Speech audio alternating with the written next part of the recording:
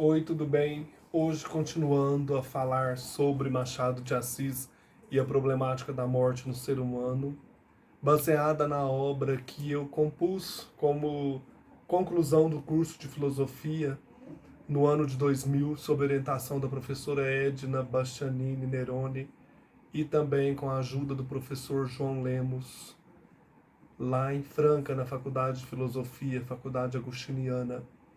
Eu quero trazer então o capítulo 4, analisando um pouco a obra Quincas Borba, de Machado de Assis. Aqui nós vamos ter a filosofia do humanitismo, composta então pelo Quincas Borba, e a história do Rubião. Aqui o Machado de Assis vai nos convidar a supor, né, um campo de batatas e duas tribos famintas, ao vencido, ódio ou compaixão, ao vencedor as batatas. Então eu usei como título deste capítulo Quincas Borba, Mundo de Vencedores e Vencidos. Eu peguei um trecho de um verso do Fernando Pessoa, né? Navegar é preciso, viver não é preciso. Cabe neste capítulo aqui não se deter em explicações ontológicas sobre o ser humano, mas tentar desvendar todo este universo de fragilidade de uns em oposição à força de outros, que era um tema muito interessante para Machado, né? Por que que uns são vencidos e outros os vencedores? O grande escritor do Morro do Livramento nos rememorou em seus escritos, e mais precisamente em Quincas Borba, esta filosofia em que a história humana, em que a fraqueza e a força dos homens são colocadas em confronto. O homem é analisado com uma frieza e realidade tamanhas que, quando Quincas Borbas diz ao vencedor as batatas, não há nada mais real do que a aspereza e as agruras que a vida obriga a uns render-se à esperteza de outros. Este contrastante binômio pode ser aberto a campos cada vez mais abrangentes da experiência humana. Com certeza, Machado não se restringia ao seu contexto e a uma realidade única detida em seus conhecimentos. Ele desvendou toda a gana humana, desde os primórdios até os dias atuais, e o seu olhar então é abrangente, porque baseia-se em filosofias já existentes, principalmente aí na teoria da evolução de Charles Darwin. Machado faz lembrar que o espírito humano gosta de se sobrepor. Mostra que há vencidos e vencedores, também em outras instâncias. O homem não é um todo homogêneo em seus interesses, ele descobre sempre mais caminhos para desvendar seus anseios e refazer suas lutas, impondo assim sua dominância. Aos vencedores, como prêmio, cabe as batatas. Os vencidos, coitados, contentam-se com a compaixão e a misericórdia. É cruel este pensamento, no sentido de que a sobrepujência humana deixaria uns a ver navios e outros a desfrutar de seus prazeres. Como isso é triste quando a queda é iminente, não há como restituir o equilíbrio. O contato entre as duas partes se faz no sentido de uma não ficar de pé, a outra deve permanecer, ela é a vencedora. O homem assim se faz um gananciador, um desfrutador de bens alheios. Não há o que repartir, tudo é meu. Teu não pode ser. A liberdade do espírito, então, foi uma dádiva que cada um recebeu. A capacidade de sentir e fazer a vida está presente em todos, quando, por motivos diversos, motivos estes que destroem uns e salvam outros, levam à vigência de uma parte da sociedade que clama palmas, que quer ser constantemente aplaudida, que não se cala porque o estático é favorável, o belo cabe a ele, o eterno rejuvenescer parece ser seu. É destruidora tal atitude. Porque alguns se frustrarão, morrerão sem conhecer um lado que lhes é negado, como acontece aqui com o personagem principal de Quincas Borba. Uma parte que nunca será conhecida, uma glória que nunca brilhará em seus olhos. O auge de uns é a destruição de outros. O lamento não parece ser remédio e não pode ser, pois o que se pensa é até contrário às ideias dos poderes. Num resumo, não se pode pensar, agir e viver como se deseja. Resta o silêncio, a angústia, a tortura, o desespero e, quem sabe, a morte para curar tantas feridas. A chama para brotar vida de tais estruturas é extremamente pouca. O prêmio cabe a quem é o melhor. Ao homem que saboreia as batatas merece-se o louvor. Ele é jucundo, é vigoroso, brilha eternamente. Machado de Assis conhece certamente, na sua condição de pobre mestiço, todas as maquinações sociais desvendadas em sua obra. E quando nos apresenta Quincas Borba com sua filosofia antropológica, defrontando o homem com seus desejos egoísticos, ele nos revela a que cada consciência humana pode chegar, quando não ligada a uma ética e respeito próprio ao seu semelhante. Então aqui o mergulho na problemática de domínio nos mostra como o homem gosta e precisa de escravos. No âmbito intelectual, no social, o mais forte estará sempre presente e com seus desígnios perversos manterá o outro sobre o seu jugo. O grito de dor é latente então, ou se enlouquece como o personagem Rubião, ou se resigna a morrer na amargura de não se ter experimentado a vitória. Essa maneira de ver a miséria humana no mundo é própria de alguém experimentado na dor e no sofrimento, que sabe o que é sofrer preconceitos, ser rejeitado por não pertencer a um determinado padrão social, de não caber numa estrutura pré-fixada pelo homem dominante. Eu acho que é por isso também que Machado fez sempre esse esforço para mudar de condição social.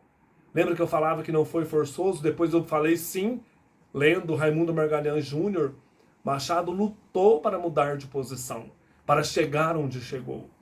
Quando não aproximamos de um determinado comportamento ou vivemos fora de convenções, somos fadados a calar e sofrer uma derrota que causará marcas profundas em nós, causará cicatrizes para sempre, né? Cicatrizes que se tornarão eternas. Machado sofreu várias derrotas e ele soube registrar cada uma delas, registrá-las no seu modo de ver a realidade. Ele apanhou da vida e aprendeu com os açoites a pensar com frieza e crueldade, pensar a ação humana. É assim que o homem se desnuda das aparências para vir à realidade, trazendo à luz toda a hipocrisia dos homens. Não que o homem seja destituído de amor, mas quando este existe é sempre encoberto por algum interesse próprio.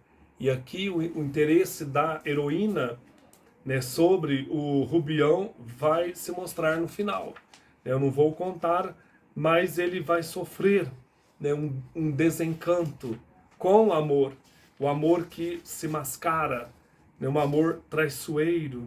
Tudo isso aparece aqui no relacionamento entre Rubião e a heroína do livro, né, a personagem principal. Não que o homem então esteja destituído disso, né, do amor. O filósofo Quincas Borba explica então a sua filosofia dita como humanitismo, que é um dos temas interessantes desse livro, né? Lá, aqui no Quincas Borba, ele diz na página 15, né? Humanitas é o princípio de vida e reside em toda parte. E pode existir até no cão, chamado Quincas Borba. E sendo assim, o animal pode receber até nome de cristão ou de muçulmano. Então, humanitas. Este princípio de humanitas iguala a todos. Nos iguala aos animais. Não há diferenças, pois pertence a ambos, homem e animal, já que o homem faz parte de um gênero de vida que o diferencia por pouco das criaturas irracionais. este princípio moral, no visível e no invisível, pertence a todas as coisas. É uma substância recôndita e idêntica, um princípio único, universal, eterno, comum, indivisível e indestrutível. Este princípio resume toda a vida, pois está dentro de tudo, é igual a todos na natureza, é uma verdade que impera em todos, que mora nas coisas, mais simples e não perece. Aqui Machado tenta suprir a fenda causada pela morte, né? A perda de tudo. Esta substância não possui divisão, humanitas. O exemplo de Machado, então, para contextualizar sua filosofia, merece ser descrito na íntegra, e eu vou ler um trecho aqui do livro Quincas Borba, né? Eu acho que está no capítulo 18, que eu quero ler depois para vocês. Supõe tu um campo de batatas e 2 tribos famintas. As batatas apenas chegam para alimentar uma das tribos, que assim adquire forças para transpor a montanha e ir a outra vertente, onde há batatas em abundância. Mas se as 2 tribos dividirem em paz as batatas do campo, não chegam a nutrir-se suficientemente e morrem de inanição. A paz, nesse caso, é a destruição.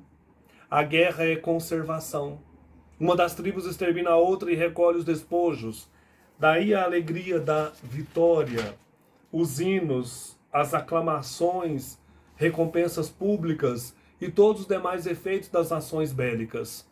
Se a guerra não fosse isso, tais demonstrações não chegariam a dar-se, pelo motivo real de que o homem só comemora e ama o que lhe é aprazível e vantajoso, e pelo motivo racional de que nenhuma pessoa canoniza uma ação que virtualmente a destrói.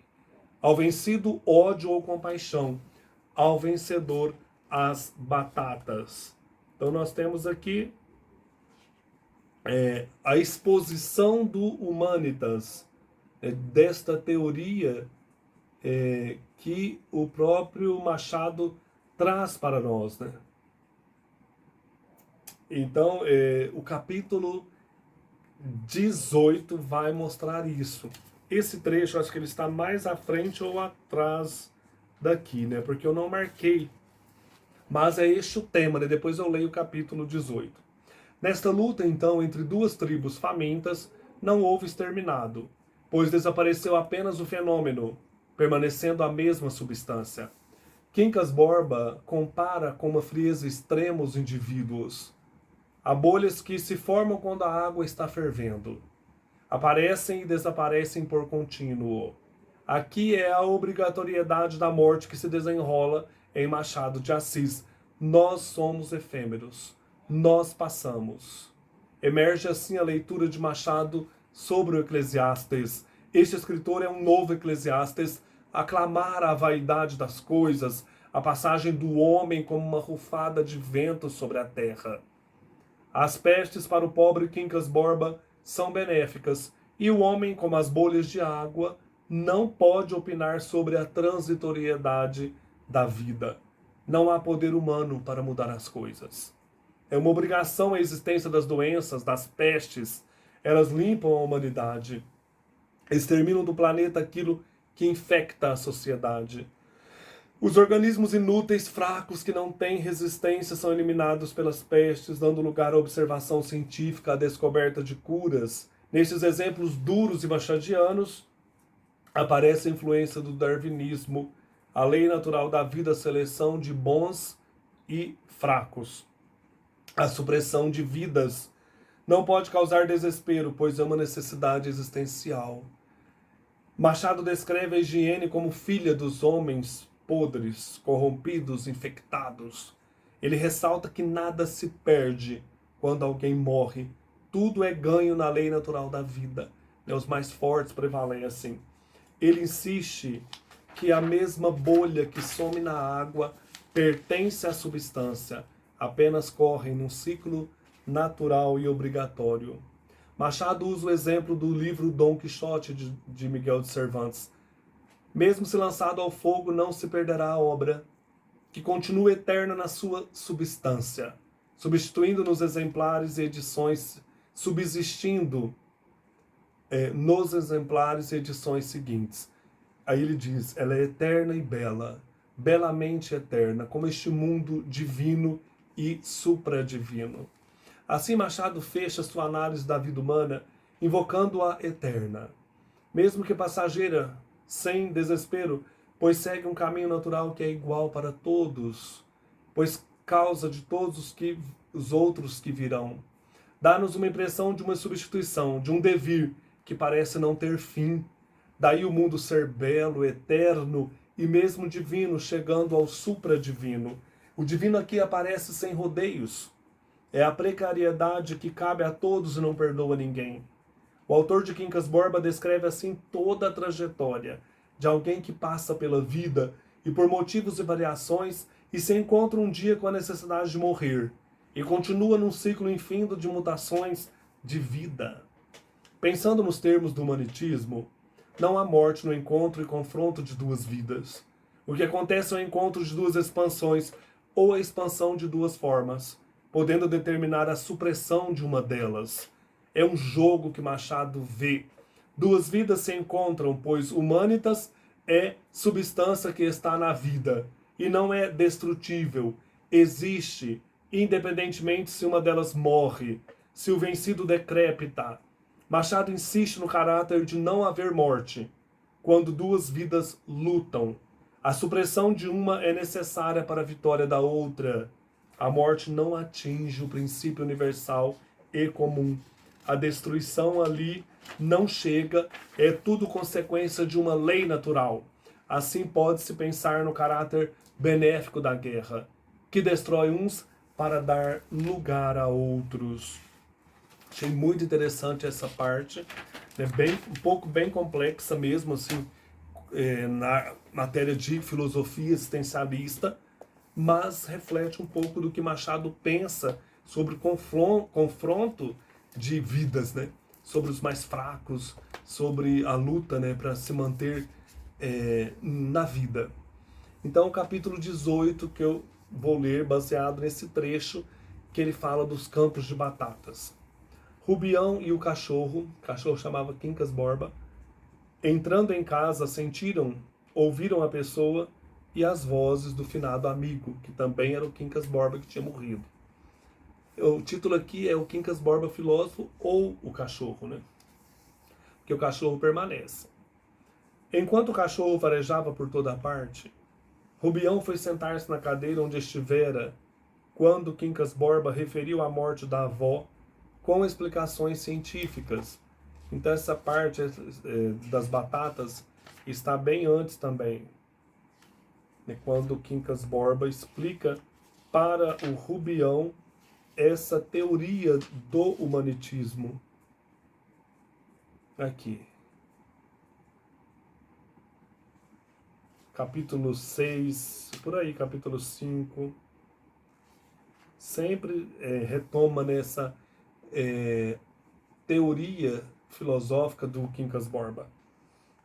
A memória dele recompôs, ainda que de embrulho e esgarçadamente, os argumentos do filósofo.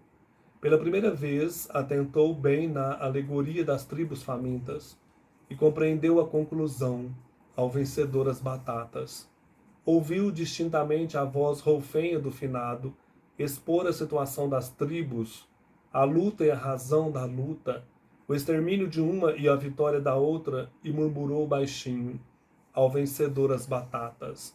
Então o Rubião entra na casa lá do Quincas Borba e vai rememorando toda essa filosofia que um dia o Quincas Borba expôs para ele. Aqui está o Rubião e o cachorro, que também tem o nome de Quincas Borba. Tão simples, tão claro. Olhou para as calças de brim surrado e o rodaque cerzido e notou que até há pouco fora, por assim dizer, um exterminado, uma bolha. Mas que ora não, era um vencedor. Não havia dúvida, as batatas fizeram-se para a tribo que elimina a outra, a fim de transpor a montanha e ir às batalhas do outro lado. Justamente o seu caso. Ia descer de Barbacena para arrancar e comer as batatas da capital. Cumpria-lhe ser duro e implacável, era poderoso e forte. Então você come as batatas para vencer a outra tribo e aqui ele traz para a vida, né? Eu vou sair de Barbacena, voltar para a capital, vou viver, vou ser forte. E levantando-se de golpe, alvoroçado, ergueu os braços, clamando ao vencedor as batatas. Gostava da fórmula, achava-a engenhosa, compendiosa e eloquente, além de verdadeira e profunda. Ideou as batatas em suas várias formas, clarificou-as pelo sabor, pelo aspecto, pelo poder nutritivo, fartou-se antemão do banquete da vida. Era tempo de acabar com as raízes podres e secas, que apenas enganavam o estômago, triste comida de longos anos.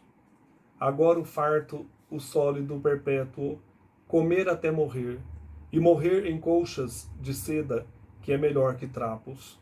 E voltava a afirmação de ser duro e implacável, e a fórmula da alegoria. Chegou a compor de cabeça um sinete para seu uso com este lema: ao vencedor as batatas.